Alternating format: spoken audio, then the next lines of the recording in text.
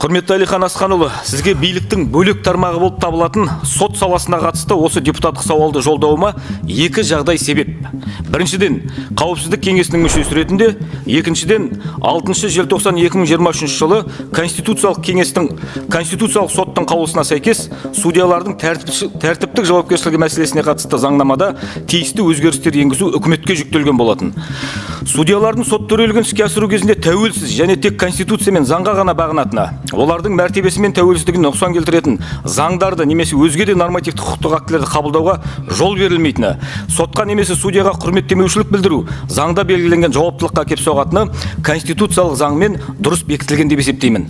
Сонымен қатар, судьялық лауазымға кәсіби біліктіліктен бөлек жоғары моральдық адамгершілік қасиеттері мен ел алдында мінсіз беделі болуы талап етіледі. Барлық судьялардың президент жарлығымен тағайындалуы да сот тәуелсіздігінің бірден бір кепілі, әр оларға артылған жауапкершіліктің маңызын білдірсе керекті. Өкінішке қарай, мемлекет және президент тарапынан берілген осы жоғары сенімді жекелеген судьялардың теріс пайдалану фактілері де орын алуда. Қазақстан Конституциясының 3 бабы 1 бөлігіне сәйкес, биліктің жалғыз қайнар көзі халық деп көрсетілген. Судьялардың тәуелсіздігі деген ұғым олардың халықтан жоғары тұрады дегенді білдірмесе керекті. Конституцияға сәйкес, халық атынан билікті жүзеге асыру 3 тармақтан тұратын билік органына жүктелген. Олар үкімет, парламент және сот билігі. Биліктің алғашқы 2 тармағына қатысты халық, яғни еліміздің азаматтары сайлау арқылы, жылына 1 реттен кем емес есеп алу арқылы әсер ете алатын болса, 3-ші сот билігіне келер болсақ, судьяларды қызметке тағайындау, босату, тәртіптік жауапкершілік тарту процесінің ешқайсысына да ел азаматтары араласпайды. Бұрындары сот алқа және сот төрағалары деңгейінде азаматтарды қабылдайтын, қазір ол практиканы толық тоқтатты. Салдарынан сот саласы бүгінгі күні жабық корпорацияға айналды. Іс жүзінде жергілікті жердегі судья өзінің жоғары тұрған сот басшылығымен жақсы болса болды, қандай жағдай орын алса да, оның басындағы бір тал шашы да түспейді.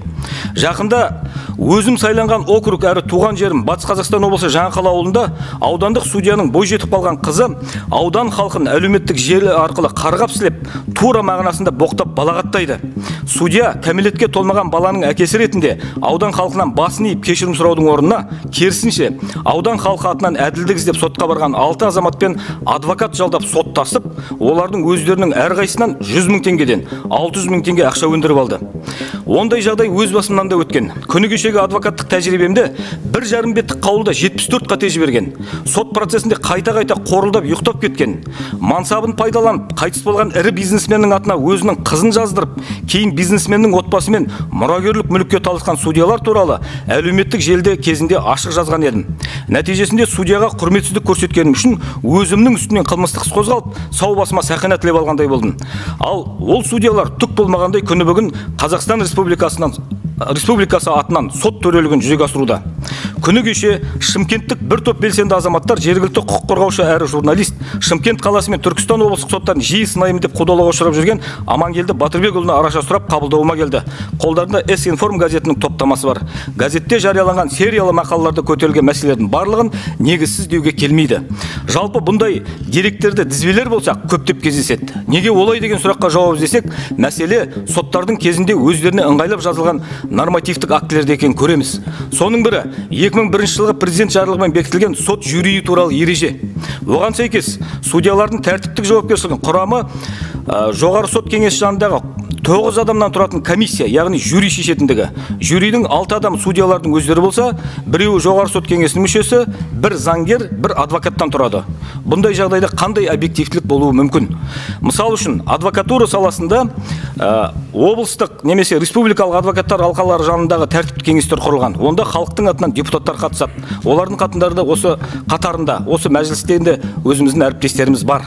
Жалпы ескі Қазақстан кезінде судьяларға қойылатын біліктілік талаптарын сақтамай, кім көрінген судьялық лауазымға қол жеткізіп кеткені де жасырын емес. Ол туралы басқа емес, сол сот саласының басшылығында болған азаматтардың өздері де ашық айтты уақытында. Судьяларды айыптау органдардың шешімін заңдастырып беретін нотариустарға да теңеді. Енді халық осындай судьялардан тура мағынасында зардап шегуде.